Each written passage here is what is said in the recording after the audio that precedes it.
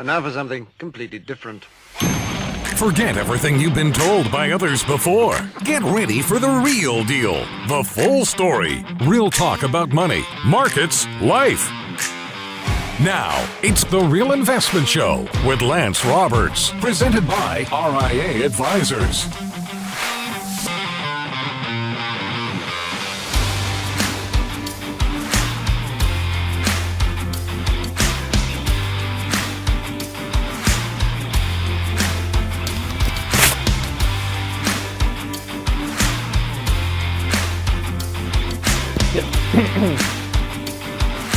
And good morning, welcome to the show. Of course, it's Tuesday as we get closer and closer to Jerome Powell's speech on Friday from the Jackson Hole Economic Summit. So that's kind of, the market's kind of waiting for bated breath at the moment, is that's really going to be the driver. You know, will the Fed cut rates? That will be kind of the big story coming out. Now, remember, this time last year, we were looking at the markets, everything's fine, and waiting for Jackson Hole, and that was okay.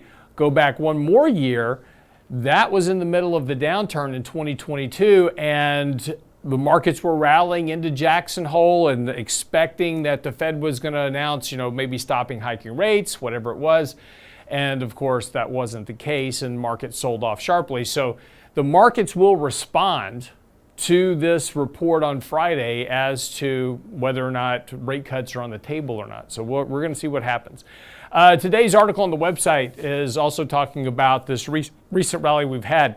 Now, the market's up 8 days in a row. That's a very sharp run, very quickly, and a fairly long stretch. So at some point, we're going to get a bit of a breather here. It's not, we kind of start to think that markets are going up. They're just going to keep going up every day and until, whenever. But no, markets are going to give you a pullback here, and you'll get an opportunity to add some exposure. And we'll kind of look at the market here in a few minutes.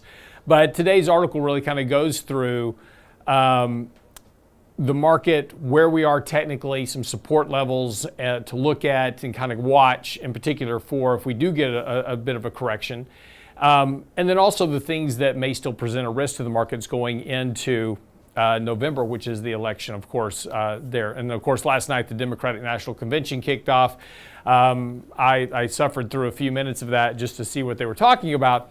And again, it's a lot of, economic nonsense, really. I mean, they're great talking points, right? So, I mean, if you're talking to people that you're really trying to rally up to get to the vote, and you're talking to a group of people that are, are struggling in the economy right now. Great talking points, right? We're gonna go after the rich. We're gonna go after the wealthy. We're going after corporations. We're gonna, price controls, all these type of things. We kind of went through the fallacies of those yesterday. These are not things that work out well economically, historically. But again, they're great talking points, they're great voting points, but the impact to the economy is not good. And particularly for the very people that they're saying that these programs will support, make things worse. As an example, talking about a big increase in child tax credits. Did we not learn our lesson from 2020? When we increased child tax credits and gave people additional child tax care. It sounds great on the surface, right? I'm going to give you a bunch more money for child care. That's awesome. I got 4 kids. I would have loved more money for child care, right, if you would have given it to me. The problem, though, as we know, is that if everybody knows I'm getting additional money for child care, what are child care providers going to do? They're going to hike their rates. And that's it. So it doesn't matter how much money you give people, inflation is going to offset the benefit of those dollars. And that's why when you go back and look historically, that 20% of Americans are what we consider impoverished, right? They live below the poverty line. They don't have access to health care. They have trouble making ends meet. They can't afford childcare, right?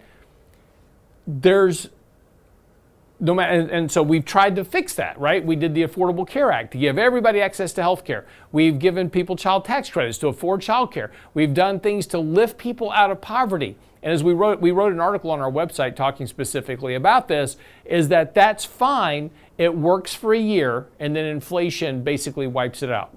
because you have, and this is a problem with UBI. We recently wrote an article on our website about universal basic income. It's actually been tried. There was an experiment run for 3 years in Texas and Illinois, and they gave people $1,000 a month to see how it was going to work, right? It didn't work. People weren't better off. They didn't improve their lives much, and things didn't happen because inflation comes along and basically absorbs it. So the problem with the UBIs and all these other type of things is, first of all, they're government funded, which requires debt. Secondly, you've got to increase it every year at the rate of inflation. So again, it just becomes a bigger and bigger and bigger issue. And guess what? What happens all along is that the 20% that are impoverished remain impoverished. We haven't fixed the poverty problem in this country, and we won't. And you won't fix it by giving people money. And so this is the thing. We've tried this historically. We tried it economically. These things don't work. What does work is reducing regulation on businesses, allowing them to grow, and creating opportunity in the economy. Allowing capitalism to work is the best way to lift people out of poverty over time. But it takes time. Anyway, all right, here's what you need to know before the bell this morning. We got a lot of stuff to get into. We're going to talk about the markets here a bit, but also have an email question we'll get into about young people and saving money. So we're going to get into all that today with John Penn, who's standing patiently by. Very quickly, though, the markets had a very, very nice rally, as I said, over the last 8 days. It has literally been a straight up rally at this point from the lows. This is a very long stretch for markets to go up without taking a breather. Now that doesn't mean, when I say take a breather, that doesn't mean go back down here and touch the 200-day moving average, right? That's not a breather, that's a correction. But a bit of a pullback here towards the 50-day moving average would not be surprising at this point. The 20-day moving average is beginning to flatten out. It will start to turn up here shortly. That will also provide some additional support to the markets on a pullback. That'll be your entry point to add some exposure to stocks that you want to add exposure to at this juncture. We're on a solid buy signal. Markets are getting a little bit overbought here. So again, be a little bit careful chasing stocks here, because we're going to get a bit of a pullback here at some point, a bit of that breather. It's not likely going to be large, right? It might be 1 or 2 or 3 days that you get a bit of a decline here back to the 50-day moving average. We work off this overbought condition very quickly. It'll happen quickly over just the course of a couple of days, and that'll be your entry point. You won't get a lot of shot to, if you're looking for a 5% pullback to buy into the markets, you're probably not going to get that, at least over the next month. Now, again, any prediction is only good for 3 to 5 days. So, outside of that, we'll see what the markets do. There is the potential risk, and then we go through this in today's article. There is risk of a bit of a bigger correction just before the election, just as markets kind of de-risk. Share buyback window closes back down September the 5th.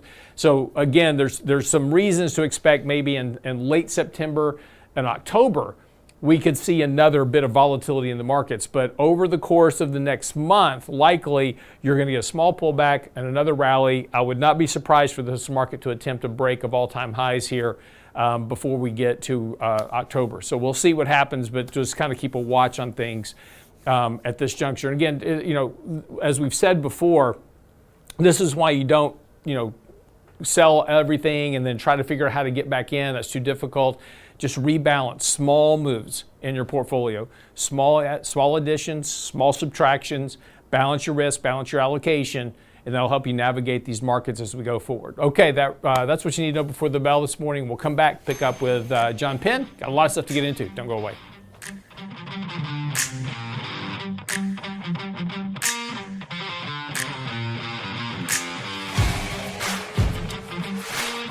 Get daily investment news you can use, delivered at the speed of the internet at realinvestmentadvice.com. In 1999, a parafiduciary group of financial advisors were busted by corporate giants for trying to operate in their clients' best interest.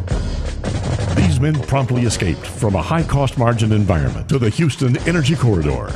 Today, still excoriated by their former employers, they survive as protectors of others' fortunes. If you have a problem about preserving capital, if no one else can help, and you can find them right here, maybe you should hire the RIA team.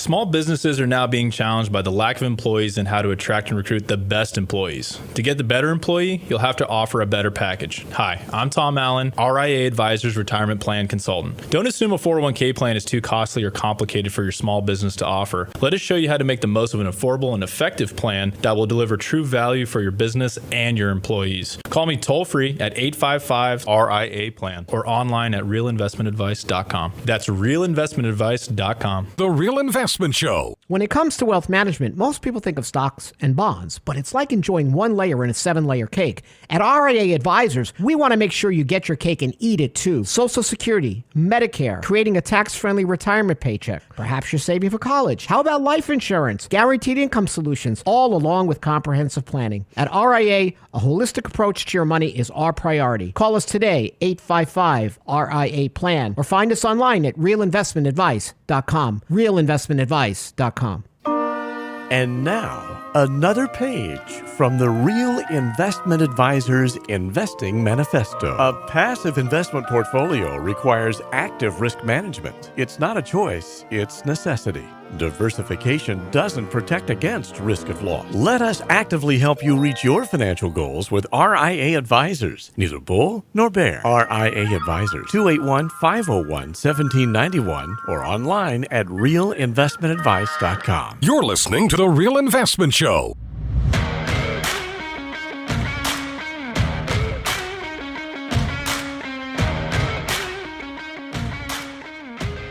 And welcome back to the show this morning. So, my apologies, a little rough start this morning. I'm running way behind. It has been, like I said, we're in the middle of the move, moving from our house to my wife's new house. Yes, and it's my wife's new house. I don't actually own a home, just by the way. It is her house that I just pay for. And you live there. And I happen to, yeah, she allows me to, she allows me to reside there as long as I don't annoy her too much, right? So, but anyway, so we've had just a tremendous stuff going on, and I'm running late this morning, so I apologize for the rough start. Not nearly enough coffee yet. Good morning, John. Good morning. How are you? Good. Speaking of coffee, it is flowing this morning, sir. Yes, It is. It is. So a couple of things. I know, John, you've got a couple of topics. I won't go through the article entirely, but on our website right now, where the article, today's kind of Tuesday blog, is why the correction that had started back in July is now over. And that doesn't mean we're not going to get another correction at some point, right? Corrections happen all the time, right? And we talked about before, 5 to 10% corrections happen every single year. We've already had a 5% and 8%, well, almost 10% actually, peak to trough this year. So we've had 2 this year. Doesn't mean we can't have 3, right? Doesn't mean we can't have 4, right? That's just, these things occur and then markets run back up. And again, when we take a look at those events, they tend to be buying opportunities more often than not. And this is why it's always difficult for investors. And one of the reasons why investors underperform the markets by a large degree over time is because they always think, the next correction, it's the big one, right? Rather than looking at corrections as opportunities to add exposures, they're always figuring how to, I got to get out of the market because I'm trying to avoid loss, right? That loss aversion psychology that we have. And it's completely normal, but this is why it's important to keep things in context of how they work. So in today's article, we go through kind of the reasons that this correction is likely over. But one thing that we noted last Tuesday, we had this conversation, and we noted that the mega cap stocks were kind of set up for a comeback, and we weren't disappointed. And I've got a chart here. This is through Friday's close. But basically, the mega cap stocks have done extremely well. Tesla, Meta, Amazon, Nvidia, Apple, Google, etc. have all done well over the course of the last really 5-7 days. And they've been kind of leading this charge in the overall comeback of the markets. And importantly here too, what we needed to see to determine that kind of corrective process was over is that growth stocks came back to take that charge. And that was the one thing that we kind of discussed in the article on mega caps. We needed to see them kind of regain their footing. And that was going to coincide with the reopening of the share buyback window. And like you'll see in this chart here, we've seen exactly that. Growth stocks came right down to support. And this is growth relative to value, came right down to support, bounced, and started taking off again. And so that's, kind of exactly what we would have expected to happen if this was more than just a short-term bounce, and then we're going to have a deeper correction to come. That reversion back into growth would be kind of your key indicator that the correction was likely over, and that we've got potentially some more upside. But here, real quick, we now this chart is through Friday because I was writing the article this weekend for today. So it doesn't have yesterday's small gain in it, but again, that doesn't change any of the dynamics of the markets at all. But there's several kind of really critical short-term support levels. So again, 8 days straight up, we're going to have a breather here at some point. That'll be an opportunity to add some exposure. And again, we're on a very solid MACD buy signal. Relative strength is moving into overbought, but it's not overbought yet. So there's momentum behind the market as well. But again, kind of we broke out of that downtrend channel that had started back from the July peak. We broke out of that solidly. We went through all the moving averages. So really that first level of correction is just going to come back to the 50-day moving average. And then right below that's the 20-day. That's probably about all of the correction you're going to get. I mean, it's potential we get down to the 100-day. That wouldn't be surprising at all. Right? But again, as much momentum as there behind the markets right now, dips are likely to be fairly shallow here over the next 15 to 20 days. Right? Again, this is real short term. This is not long term. This is just short term analysis of the markets. And that's all technicals are. And again, as we talked about before, there's, forecasts are only good for about 3 to 5 days. Outside of that, it's just a lot of things can occur. And as we talked about before, Brent, if you can kind of bring up the 3 points here. As we kind of look forward, as we get into late September, the share buyback window will start to close down. And so that's going to remove one of the buyers of the markets right now that's really driving a lot of these mega cap stocks, which are these share buybacks. But we've got the election coming up. We've got economic data, which is still weak. Leading economic indicators came in yesterday down sharply from where they were last month. And one of the big drivers of leading economic indicators is the S&P. So, that's certainly not instilling a lot of confidence what's happening between yield spreads and the markets and other areas that all feed into the leading economic index. So there's still a lot of economic uncertainty, and we're about to have a very big potential downward revisions to payrolls for 2024. So again, the economic data out there is not robust, right? So there's certainly some issues of concern. Of course, the Federal Reserve starting to cut policy. Brent, I'm going to switch you to the chart right below that. But importantly, the Federal Reserve is about to start cutting rates. Now, that's not a short-term risk, but that is a risk over the course of the next year, because when the Fed cuts rates, the annual rate of change in the market is usually negative, more often than not. In fact, it's always been negative when the Fed starts cutting rates. And the reason is the Fed is generally cutting rates to offset some type of economic slowdown, economic weakness, et cetera. And, navigating these soft landings that we, are all hoping for, this 1995 event where everything did great and the Fed cut rates slightly and it was all fine. That was all fine until it wasn't in 1998, 1999, 2000, right? And we began going through that next reversion. So again, these things can take, and here's the important part about all this. These things can take a long time. Yes, there's a lot of concern about the markets on a lot of different levels. Economics, the Fed cutting rates, policy uncertainty, all that. But that can take a long time to play out. That can take a year or 2 or 3 before they actually play out, because we still have a lot of liquidity in the market, still a lot of money sloshing around. We haven't completely tapped out the consumer yet. We're getting there, right? But we're not there yet. So in the short term, we have to play the market technically, right? We need to make money. But we also need to be aware of some of the risk as we get into 2025 and 2026, because there is the potential for a recession, but it's likely further out in the curve than what a lot of people, kind of the doom and gloomer crowd right now is like, oh my gosh, we're about to have this big downturn in the economy and the markets. Yeah, maybe not, because the data doesn't support that yet. But it can occur, but there can be a much bigger lag effect than a lot of people think. So anyway, that article's on the website now, realinvestmentadvice.com, of course. If you haven't been there, I suggest you go by. Lots of free stuff there for you. Anyway, but kind of goes through the analysis, and we'll do some follow-up on that next week as well as this market continues to kind of play out. So, John, morning. Good Comments? morning. Any comments on that? Yeah, a couple actually. So we were talking a little bit about just investor psychology, investor emotion.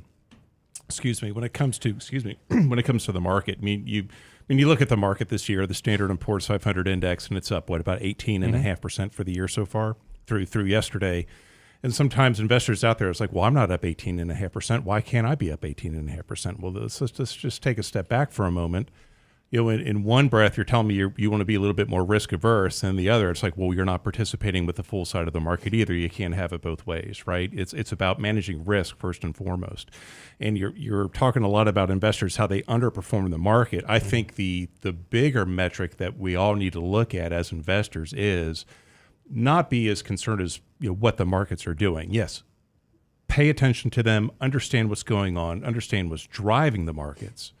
But more importantly, measure your performance against what is the rate of return that you need for your specific situation, right? What is that hurdle rate that we talk about on a pretty regular basis? And if you find, if you don't know what your hurdle rate is, reach out to a fiduciary. They'll help you find. Reach out to us. We'll help you find that.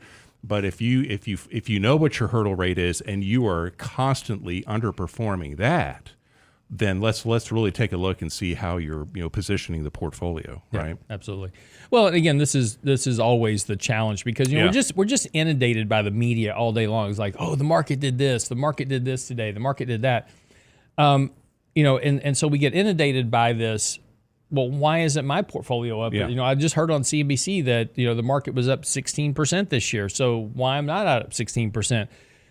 Well, that's great, and this is one of the big fallacies too that is often put out every year. S&P puts out this SPIVA report, which compares large cap fund managers to the S&P. So how many large cap fund managers beat the S&P versus those that didn't?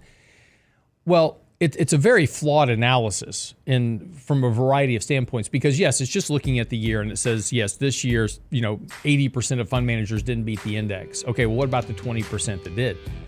Because that wasn't the 20% from the year before. That was a different 20% that beat the index the year before. Right. What's important is to look at performance over time. And a great fund manager won't beat the index every year, but he'll beat it long-term by avoiding downturns. So don't get so wrapped up in what the index is doing. Be more wrapped up in what your portfolio is doing over time, and you'll do a lot better. All right, when we come back from the break, I got an email from a longtime listener of the show. His name's Patrick, and he's got a great question about ways for young working adults, to start saving and investing for their future. We'll talk about that with John Penn when we come back from the break. Don't go away.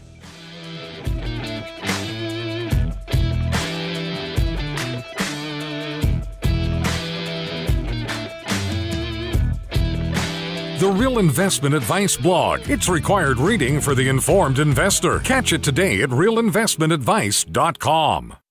Oh, Red, I declare, I plumb missed that candy coffee. Whatever am I gonna do? Don't you worry, little darling. We'll watch it again on our YouTube channel. Why, Red, I never. The Real Investment Show YouTube channel has all of our past presentations, from Candid Coffee and Lunch and Learn to special topic discussions, and all of our live show recordings preserved for you. Subscribe now to the Real Investment Show YouTube channel, or look for the link on our website at realinvestmentadvice.com. Hi, Lance Roberts here. If you're like most people, your 401k plan represents the bulk of your retirement assets, and unfortunately for many, managing your 401k plan can be difficult. There's so many choices, so many things to consider. With just a quick email, a couple of questions, you can put RIA advisors to work for you managing your 401k plan. Just simply click Ask a Question at realinvestmentadvice.com or give us a call at 855-RIA-PLAN. That's realinvestmentadvice.com. The Real Investment Show.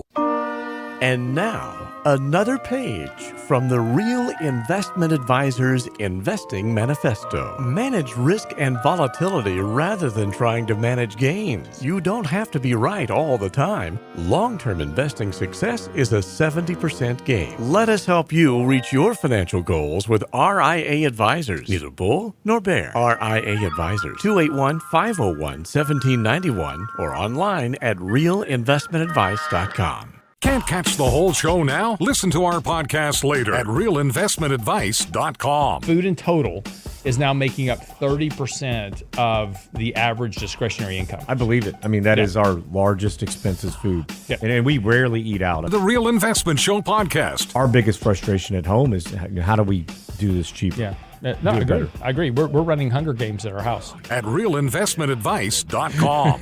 So, if you can make it to the table without getting killed, you get to eat.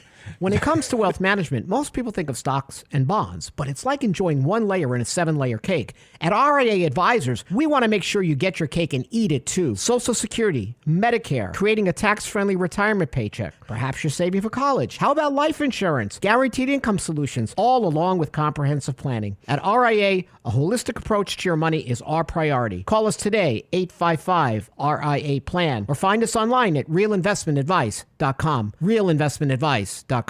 Health and financial security touches everyone within your organization. Offering benefits for all doesn't need to be complicated. Hi, I'm Tom Allen, Senior Benefits Consultant at RIA Advisors. RIA Benefits provides independent expertise to find solutions that speak to the mission of your business, the culture you want to establish, and the budget you are able to work within. Book a free consultation with me at realinvestmentadvice.com/retirement, and we'll find a solution that takes care of your most important asset, your people. realinvestmentadvice.com/retirement, realinvestmentadvice.com. The Real Investment Show YouTube channel has all our videos ready for your easy access, like Technically Speaking Tuesday, Financial Fitness Friday, plus each day's radio shows. Subscribe and bookmark our YouTube channel at realinvestmentadvice.com. You're listening to The Real Investment Show.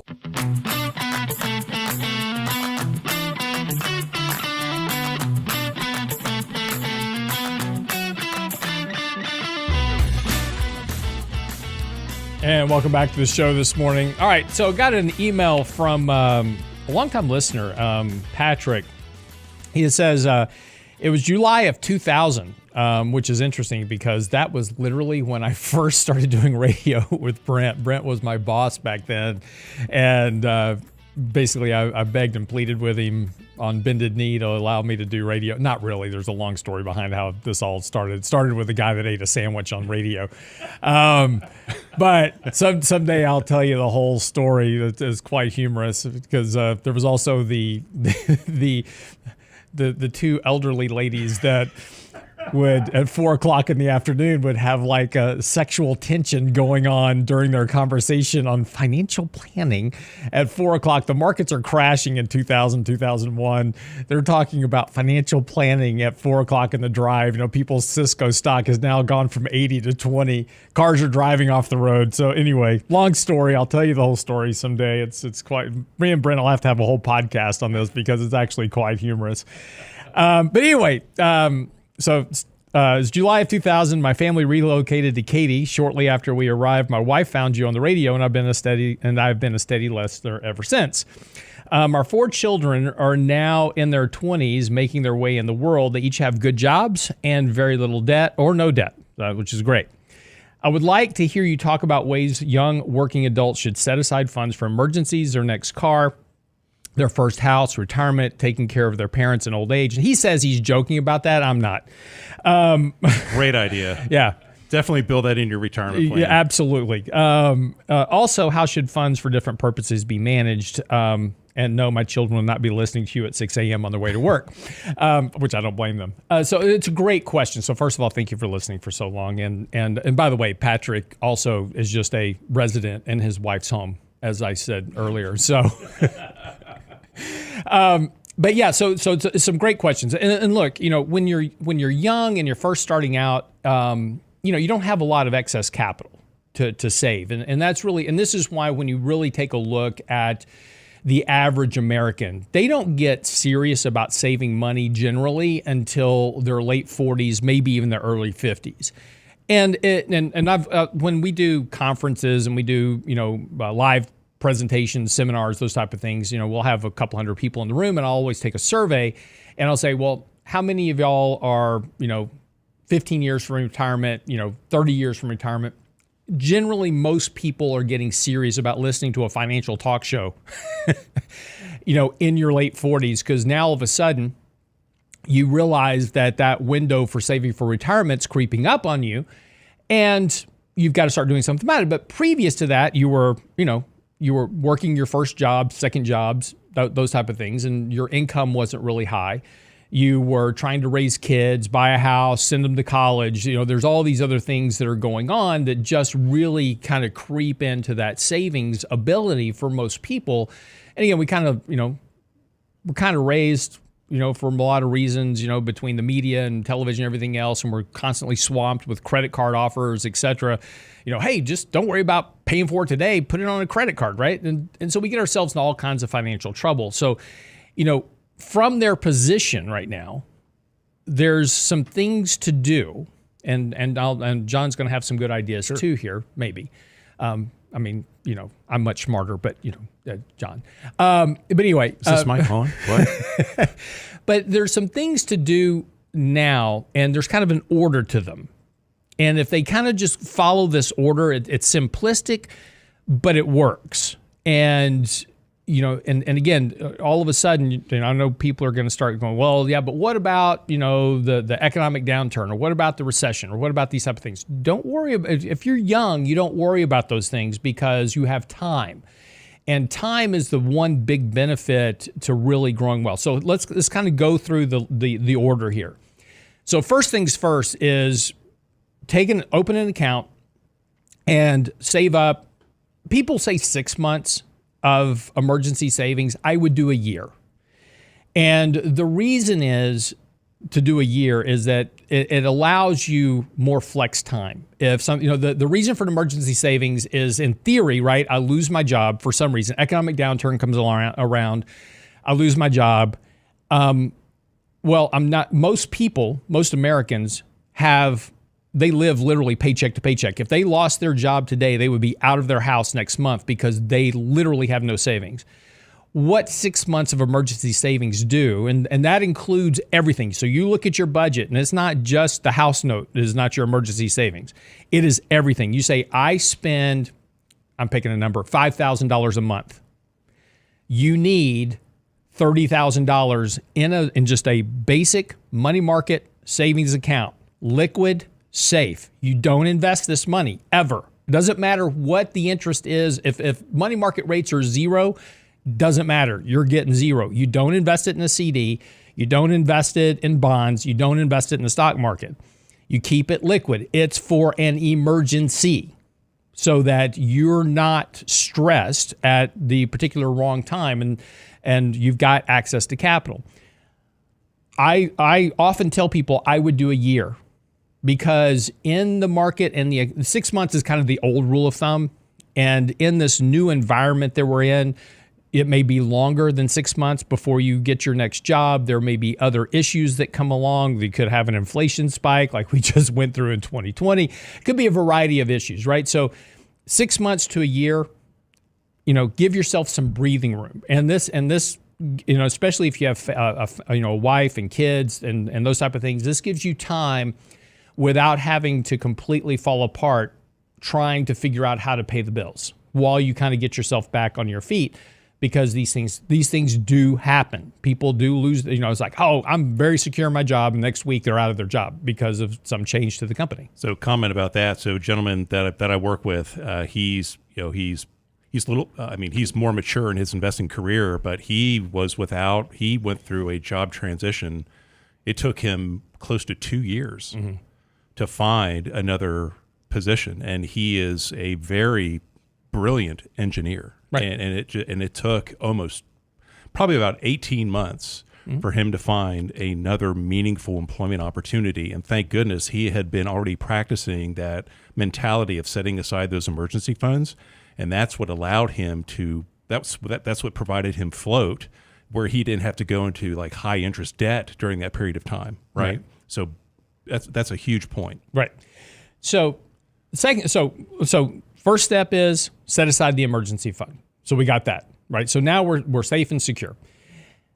Now the next thing to do is that they want to fully contribute to their 401k plan at work. Now there's a lot of debate about pre-tax versus post-tax savings in a 401k plan. There's certainly some tax reasons to do an after-tax 401k plan. So do a Roth 401k. It certainly is a longer-term benefit for you because you get the tax-free withdrawals at the end. But if you may not have that option. So if you don't have that option, then do the 401k, which is pre-tax, and that's okay. But the second step is to start maxing out that 401k contribution every year.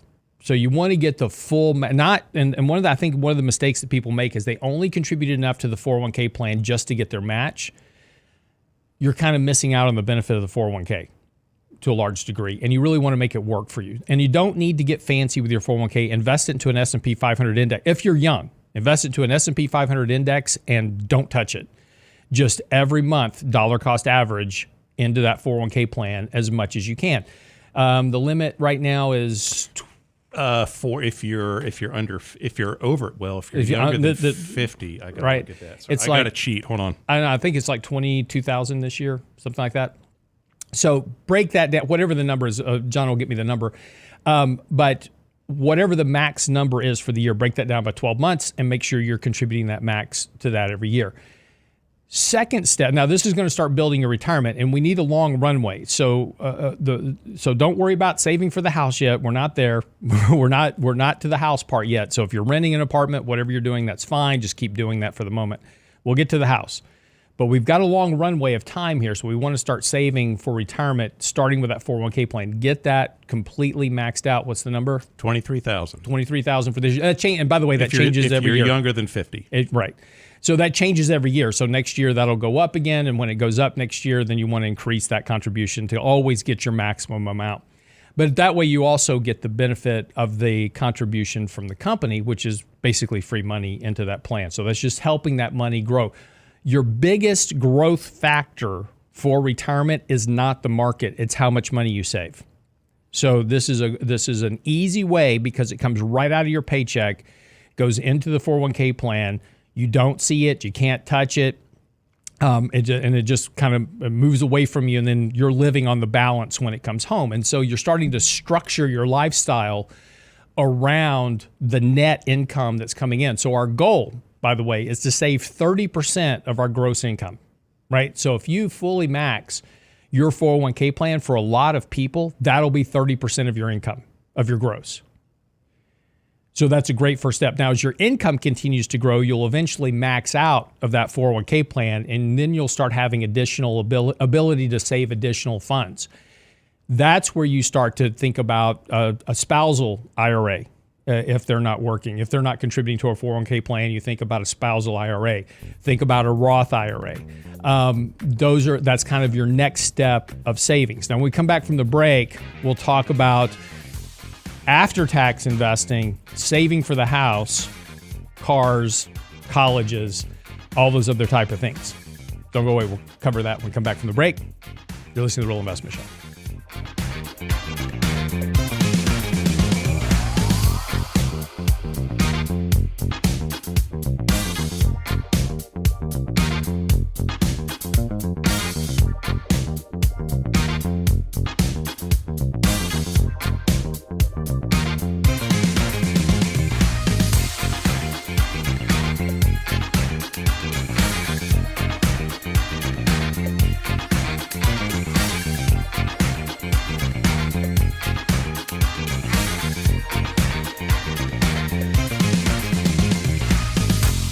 Get daily investment news you can use, delivered at the speed of the internet at realinvestmentadvice.com. The Real Investment Show YouTube page has all of our videos ready for your easy access. From 3 minutes on markets and money to each day's radio shows like Technically Speaking Tuesday, Financial Fitness Friday, and the latest analysis from Lance Roberts and Michael Leibowitz. Subscribe and bookmark our YouTube channel for The Real Investment Show, or just click on the show links at realinvestmentadvice.com. When it comes to wealth management, most people think of stocks and bonds, but it's like enjoying one layer in a 7-layer cake. At RIA Advisors, we want to make sure you get your cake and eat it too. Social Security, Medicare, creating a tax-friendly retirement paycheck. Perhaps you're saving for college. How about life insurance, guaranteed income solutions, all along with comprehensive planning? At RIA, a holistic approach to your money is our priority. Call us today, 855-RIA-PLAN, or find us online at realinvestmentadvice.com. realinvestmentadvice.com. The Real Investment Show. Small businesses are discovering that attracting and retaining top talent come down to more than just salary. In today's highly competitive job market, compensation is more than just wages. Hi, I'm Tom Allen, RIA Advisors Retirement Plan Consultant. Healthcare and retirement plans can make the difference in hiring and retaining the best employees. We can show you how to build an affordable, effective employment package that delivers true value for your workers and your business. Call me toll-free at 855-RIA-PLAN or online at realinvestmentadvice.com. And now, another page from the Real Investment Advisors Investing Manifesto. Bulls win in bull markets. Bears win in bear markets. Eagles soar above and take advantage of opportunity. Let us help you soar as you reach your financial goals with RIA Advisors. Neither bull nor bear. RIA Advisors, 281-501-1791 or online at realinvestmentadvice.com. You're listening to The Real Investment Show.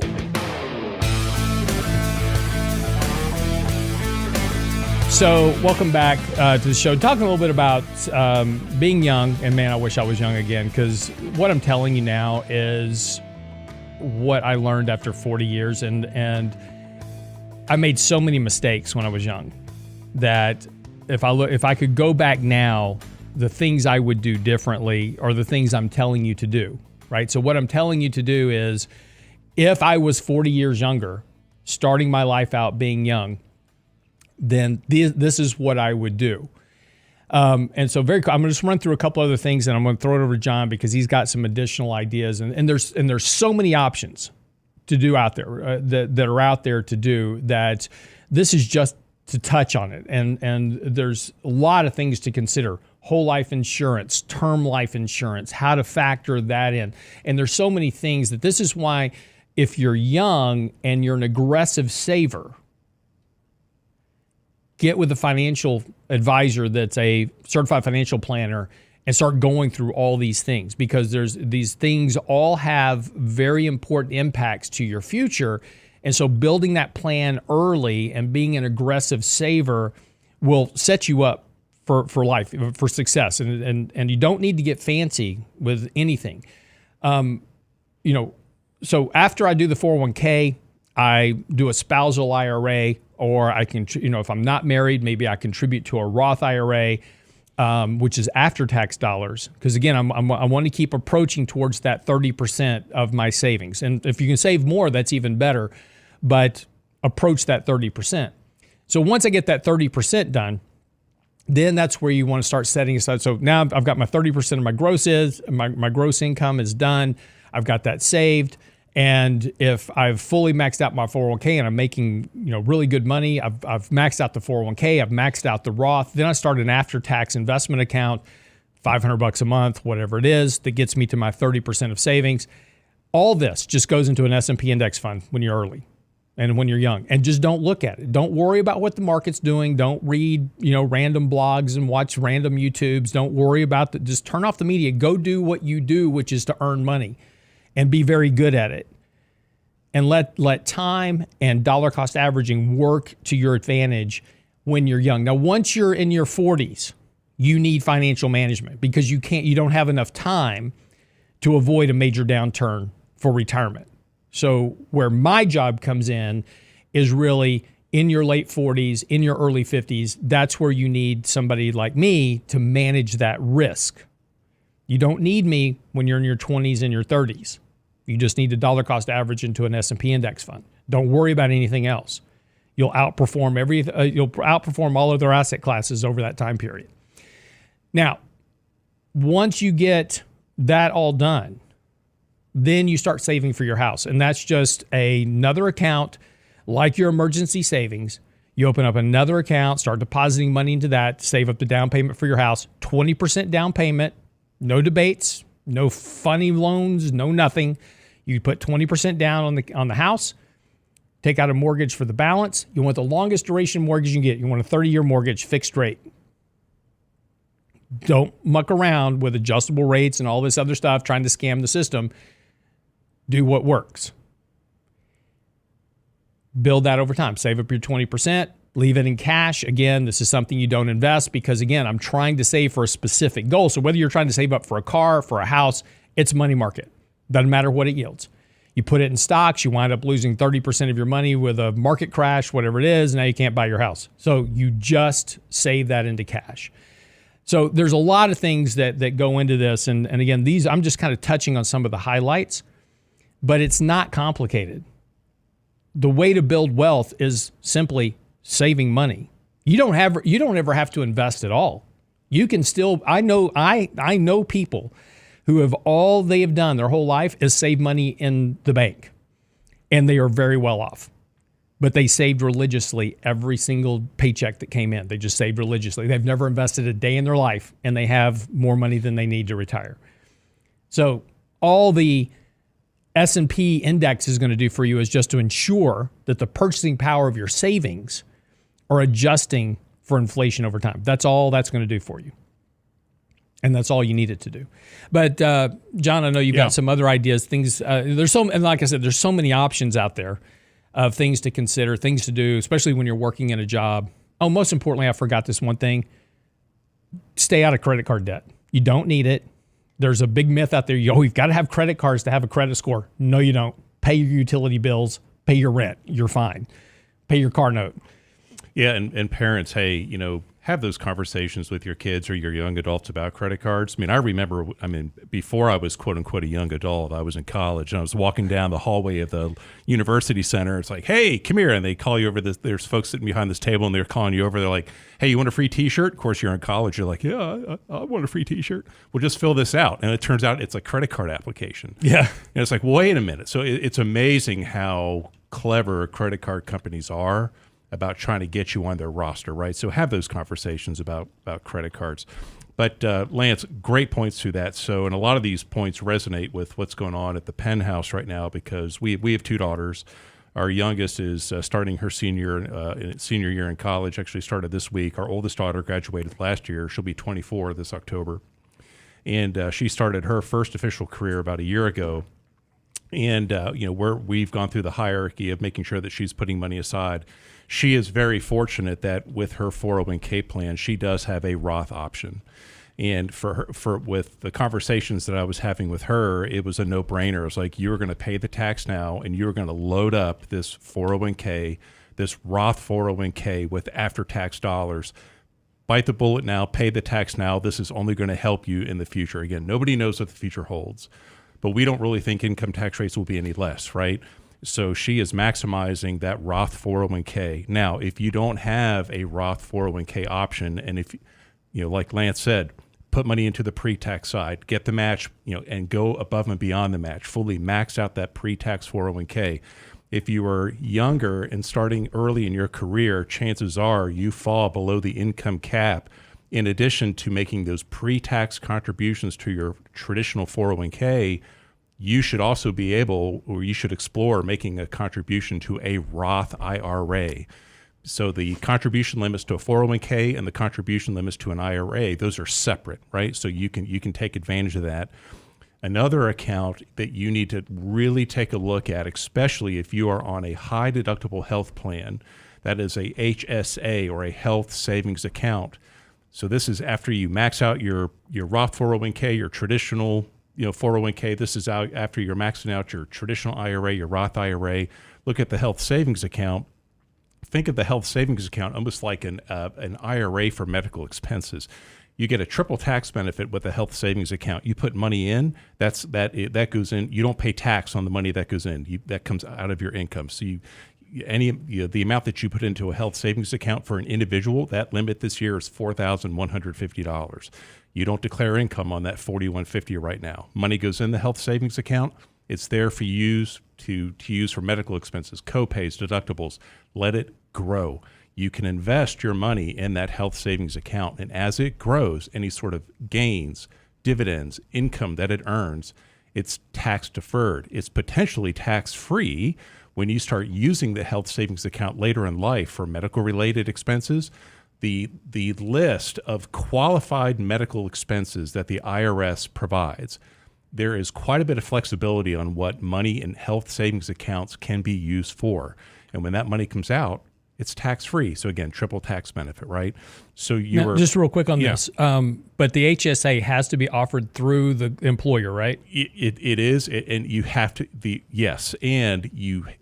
only way to be able to participate with a health savings account is you have to enroll or be a participant of a high deductible health plan.